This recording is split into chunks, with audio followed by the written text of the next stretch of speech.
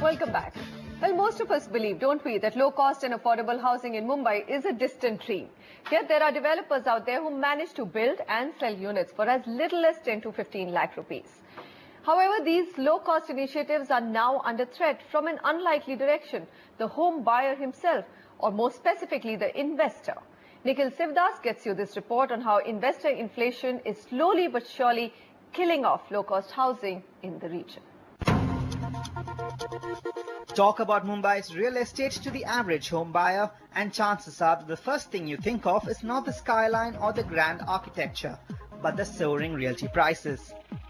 Housing here typically runs into the crores of rupees, which is why areas on the periphery have become hotspots for affordable housing. Palghar in Thane district is one such area, and in many ways can be considered the poster child of affordable housing, with realty firms coming here in droves to build low-cost housing projects. These places are further away from the city, but see, not everyone is coming to South Bombay to work. So for you, it is equally fine whether you're on this side of the town or on the other, further side of the town. The fact is you have now got a home which you own and you can pass it on to your next generation. Markets such as Palghar are often the only hope for low-income consumers earning around 15 to 20,000 rupees a month to actually be able to afford a home in Mumbai. However, these low-income projects are under threat from a most unexpected source: investors. These low-cost units are a compelling proposition and turns virtually every consumer into an investor. Consumers who may not be able to afford the 1 crore plus apartments in Mumbai proper are shelling out the 30 to 40 lakh rupees needed to buy multiple units here.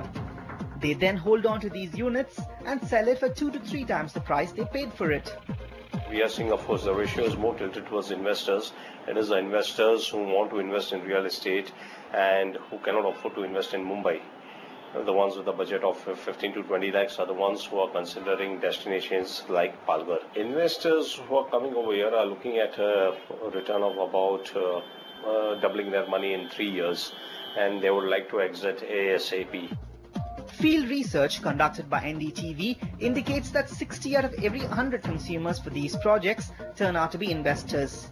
The existence of these many investors undercuts the very idea of establishing low-cost housing projects. These investors buy in bulk and throttle supply, leading to price appreciation. When realty firms first started building affordable housing projects in Palghar last year, the rate per square feet was around 1,700 rupees. Today, that rate is 2,700 to 3,000 rupees and is expected to touch 4,000 rupees by the end of the year. Prices are not the only casualty of investor-led inflation. Developers are aware that investors are selling units at higher prices, and so have either stopped building low-cost units or have increased the prices of their projects.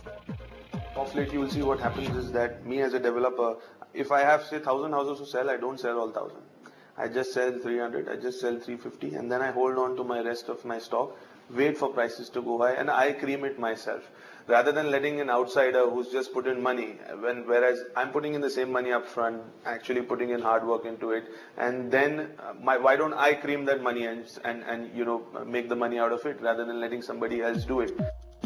The presence of investors cannot be wished away, as they are a stable source of liquidity for developers who may not be willing to wait for end users to come up with the necessary funding. However, end users remain the first choice. It's almost a vicious cycle. Experts say that unless measures are taken to curb investor interest in the subsequent price rise, affordable housing may not be affordable anymore. From Palghar, Nikhil Sivdas, NDTV.